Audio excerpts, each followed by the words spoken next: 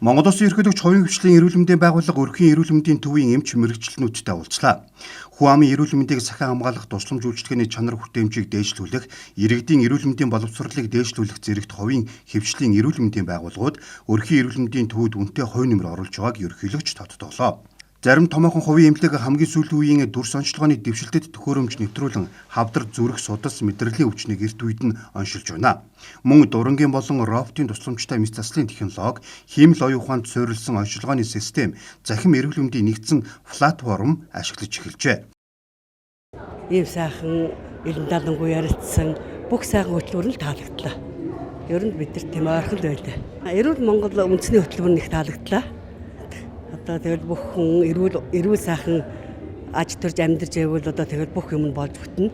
Би өөрөө одоо мод тарих дуртай. Манайх одоо хөдөө орон нутагт ер нь би бол жил болгон ямар ч байсан өөрийнхөө одоо амьдардаг хашаа байшин одоо тэр байтугай энэ одоо тужийн нарсыг хөгжүүлэхэд бол би бол одоо бас мод тарьж оролцсон. Би тэр бүхэн модыг одоо энэ бүх монгол хүмүүс одоо манай Монголын иргэд айл болгон хүүхэд болгон хүн болгон одоо энийг хэрэгжүүлэх юм бол бид нар одоо битүү айд амьдрна. Тий. Битүү айд амьдрна гэдэг чинь хүний одоо амьдрах нөхцөл сайжирч хүний одоо эрүүл мэндэд онцгой хардаг. Би энэ хөтөлбөрт маш дуртай.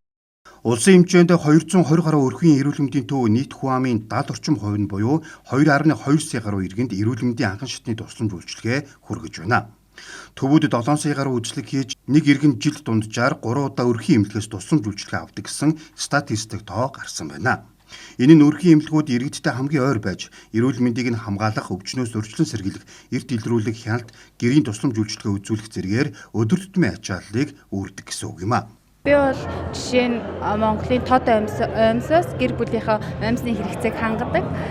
Тийм болохоор бол Монголын үйлдвэртэй дэмжиж байгаа. Ерөнхийдөө хятад ч юм уу газраас бол хувцас сунар авдаггүй Монголын үйлдвэрлэлээ дэмжиж Монголынхоо дээл хувцас, амьс, гутал бүгдийг яг өөртөө Монголоо дэмжиж ажиллахыг хичээдэг би хувьдаа бол. За өнөөдөр ингээд эмнэлгийн ажилчид биднийгаа ерөнхийлөгч маань Монгол Улсын ерөнхийлөгч маань хүлээж аваад ингээд уулзалт зохион байгуулад бидний санал гомдлыг сонсоод өөрийнхөө хийсэн ажлыг тайлагнаад ингээд их таата сайхан мэдрэмж төрлөө. Байгаль орчноо хамгаалах зорилгоор тэр модны төсөл зохион байгуулсан бас их анханасаа их таалагдаж би бас их дэмжиж байгаа.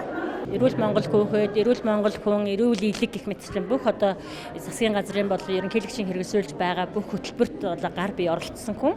Гэхдээ бол одоо энэ дээрээс бас ерөнхийлөгчийн ивент тэтгэлгийн доор эрүүл Монгол хүн гэдэг хөтөлбөр нь бусад хөтөлбөрүүтэй холбогдож байгаа одоо өөрийн биеэр сонсоод маш их баярлалаа. Яагаад гэвэл одоо Монгол улс маань зөвхөн одоо хүнийхээ эрүүл мэндийг урт наслалтыг дээшлүүлэхийн тулд эрүүл хүнс тийм ээ хүнсний хувьсгал гэх мэтчлэн маш олон хөтөлбөрүүдийг хэрэгжүүлж байгаа юм байна гэдгийг ойлгосон. Ерөн хүн бол олон жил ажиллахдаа зөвхөн салбараа сонирхдаг гэтэл одоо ерөнхийлөгчийн хийж байгаа үгнээс болоод зохицоор нь одоо авч хэрэгжүүлж байгаа юм байна гэдг нь бол маш их таалагдлаа.